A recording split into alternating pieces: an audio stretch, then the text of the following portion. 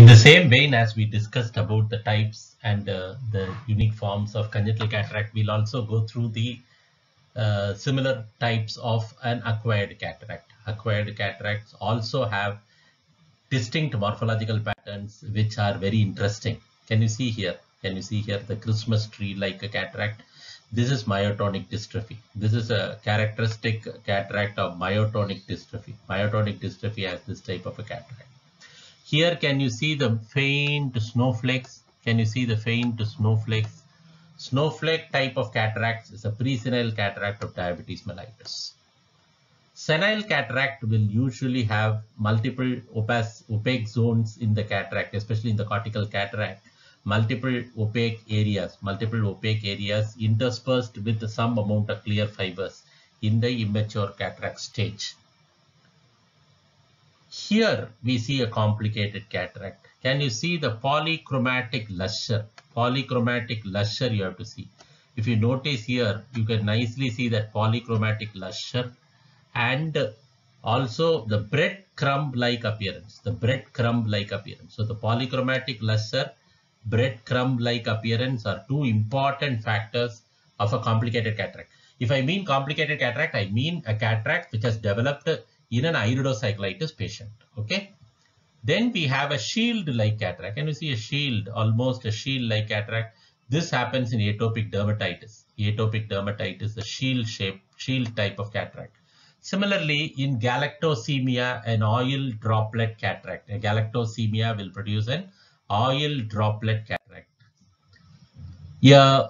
Trauma, a blunt trauma to the eye will create a rosette cataract. Can you see the rosettes? The rosette type of a cataract. This type of cataract happens in a blunt cataract. Radiation, exposure to electromagnetic and ionizing radiation produces a lot of changes in the lens, especially unfortunate people who work in the, especially the welding industry, people working in the welding industry where they see a lot of infrared light, and patients who are working in the dial making industry, the watch dials which have that radioactive handles, that kind of radiational material will lead to a lot of cataractous changes.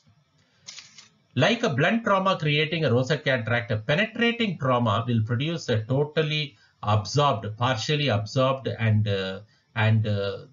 because of the injury to the lens matter leaks and gets partially absorbed, and the remaining forms type of a membranous cataract. You can call this a variety of a membranous cataract.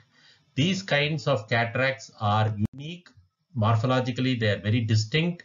And once you have seen this cataract, then you can straight away make the diagnosis and just counter check it with investigations. Like if you see an oil droplet cataract in a 6 to 7 year old baby, then you are most probably dealing with galactosemia. There is no questions about that.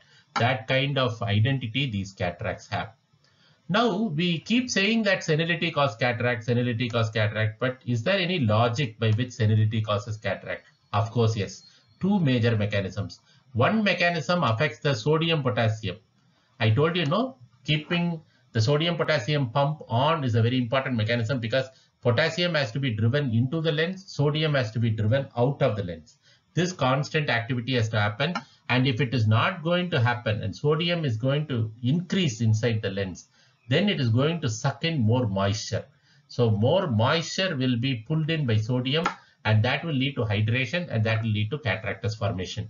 So this is one type of evolution of cataract, the pathogenesis of a cataract. Next is oxidative, antioxidant material like amino acids, especially glutamate. These material, if they are going to reduced inside, they are decreasing, because we remember in the first slide we thought that we understood that this is the only material that is synthesized inside the lens. All other materials are exchanged, or against a gradient, they are transported. But this is the only material that is secreted, and this kind of amino acid glutamate not being there is a very depressing factor which facilitates cataract formation in old people. In fact, into these mechanisms, there is now lot of research going on, and slowly, till today, we are speaking cataract as a surgically treatable disease. Slowly, in the future, when you all become ophthalmologists, I am sure we would have found out a medicine for affecting these pathogenetic sequences and avoiding a cataract to form. That should be our long-term goal. Thank you. With this, we complete the morphological patterns of distinct types of cataract. Thank you.